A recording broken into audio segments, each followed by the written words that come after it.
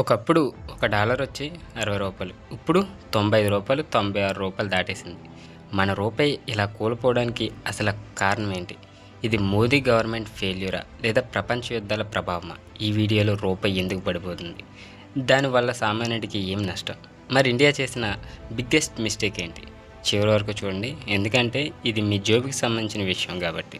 So వీడియోని కొత్తవారు చూసినట్లయితే తప్పకుండా ఛానల్ సబ్స్క్రైబ్ అయితే చేసుకుని వీడియోకి ఒక లైక్ అయితే వేసుకోండి. ఇక టాపిక్లోకి వెళ్ళిపోదాం. సో రూపాయి పడిపోవడం అంటే ఏంటి? రూపాయి పడిపోవడం అంటే మనం $1 కొనాలంటే ఎక్కువ రూపాయలు ఇవ్వాలన్నమాట. ఉదాహరణకి 2014లో ఒక డాలరు $60, 2020లో $75, ఇప్పుడు $95 ప్లస్ ఉంది. అంటే మన కరెన్సీ బలహీనం అవుతుంది.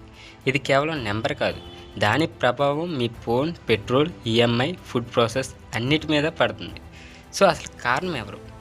ఇండియా తన ఆయిల్లో దాదాపు 80% బయట దేశాల నుంచి దిగుమతి చేసుకుంటుంది.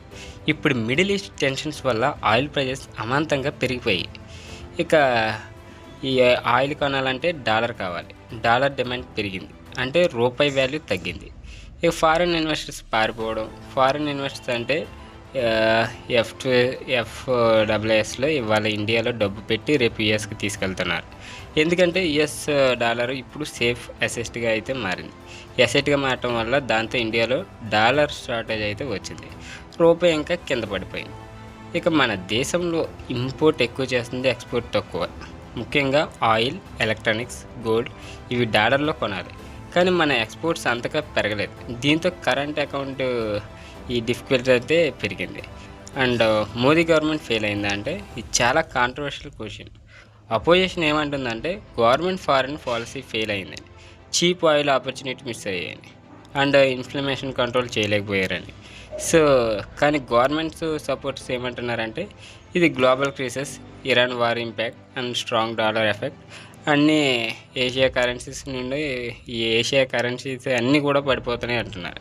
అసలు నిజం ఏంటంటే రెండు వైపులా కొంత నిజమైతే ఉంది. ఎందుకంటే గ్లోబల్ ఇష్యూస్ నిజమే, కానీ ఇండియా ఇప్పటికీ ఇంపోర్ట్స్ మీద ఎక్కువగా డిపెండ్ అవుతుంది. అదే బిగ్గెస్ట్ వీక్నెస్.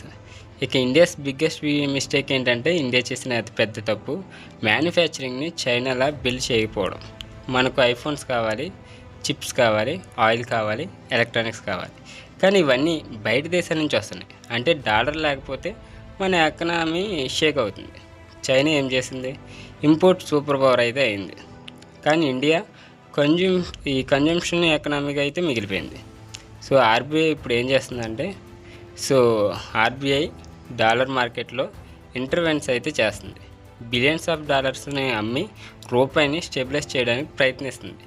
కానీ ఎక్స్పర్ట్స్ ఏమంటున్నారంటే ఆయిల్ ప్రైజెస్ ఇంకా పెరిగితే ఇక రూపాయి 100కి కూడా కావచ్చు అంటున్నారు. అంటే $1 వచ్చి ఇక 100కి కూడా వెళ్ళిపోయే ఛాన్స్ అయితే ఉంది.